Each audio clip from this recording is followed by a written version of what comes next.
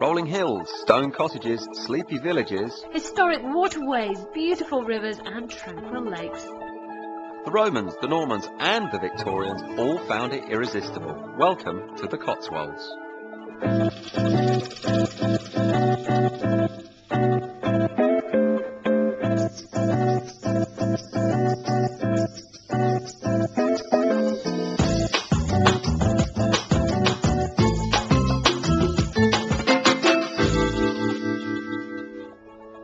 Hello, I'm Catherine York. Welcome to another edition of Britain's Best Breaks, where we help you make the right choices when planning that all-important holiday.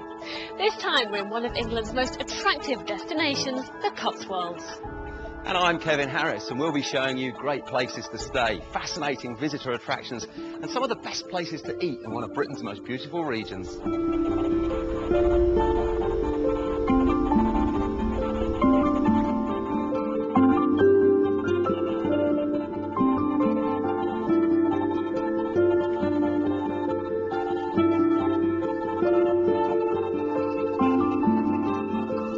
In surroundings like these, one could easily describe this as nature's very own theatre. Westonbirt, the National Arboretum, was founded in 1829 by Robert Holford. With 17 miles of paths to choose from, you can enjoy anything from a 20-minute stroll to a 2-hour ramble.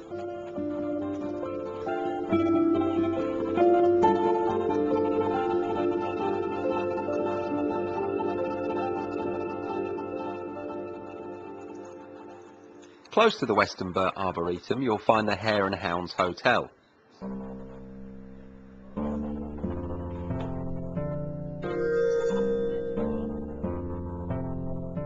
The stately surroundings of the Westonbirt restaurant will provide you with both excellent food and fine wines. You can meet the locals for a bar meal and a taste of real ale in Jack Hare's bar. You have a choice of 31 individually furnished ensuite rooms. As a place to unwind, this is the Cotswolds at its best. For over 2,000 years, the longest river in Britain, the Severn, has been a highway for goods. The Romans developed Gloucester docks. They were a strategic point from which to supply men and materials to the Midlands and Wales. By 1780, as many as 600 ships berthed in the docks. Today, this is a place of leisure with many reminders of its nautical heritage.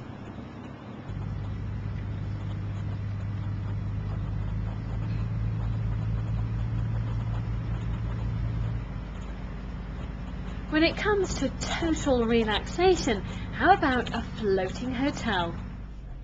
This is the Oliver Cromwell, the biggest riverboat hotel in the country. English holiday cruises offer full-board cruise holidays in a grand old style, with traditional cooking and comfortable cabins. You can cruise in comfort from Gloucester docks along 80 miles of England's most beautiful waterways. Is there a nicer way to enjoy your breakfast than this? Thank you very much.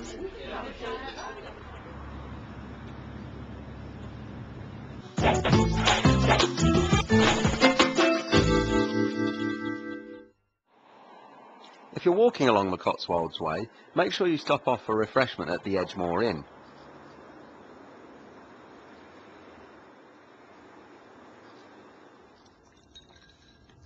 Homemade traditional food in a fantastic location makes this a perfect stop-off for any break.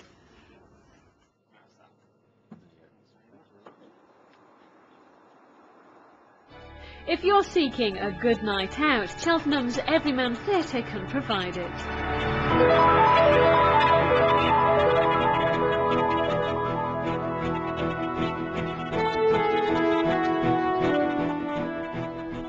Opened in 1891 and designed by the Victorian architect Frank Matcham, the theatre has been graced by many well-known artists, including Sir John Gielgud and Sir Laurence Olivier. Drama, musicals, opera, dance and comedy attract over 300,000 people a year.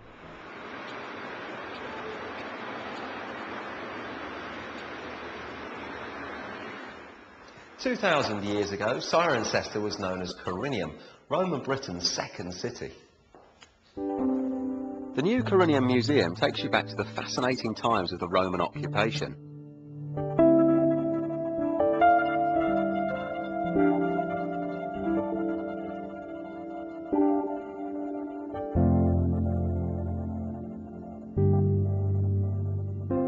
In addition to the Roman experience, you can meet your Anglo-Saxon ancestors, and you can travel through centuries of Cirencester's history.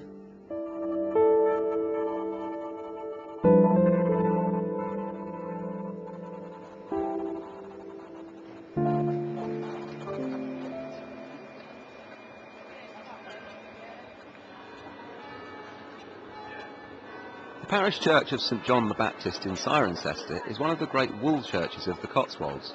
So called because until the mid-19th century this was sheep country, with churches built from the prosperity of the wool trade. The Cotswolds has some of the finest early churches in Britain, and Catherine is taking a look at one of the grandest of them all.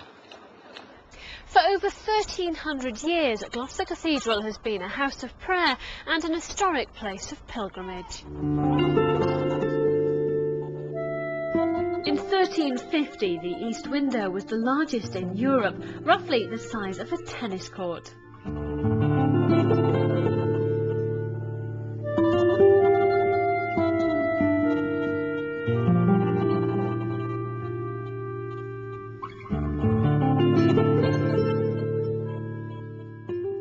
Gloucester Cathedral's cloisters may seem familiar because they were featured in the first two Harry Potter films.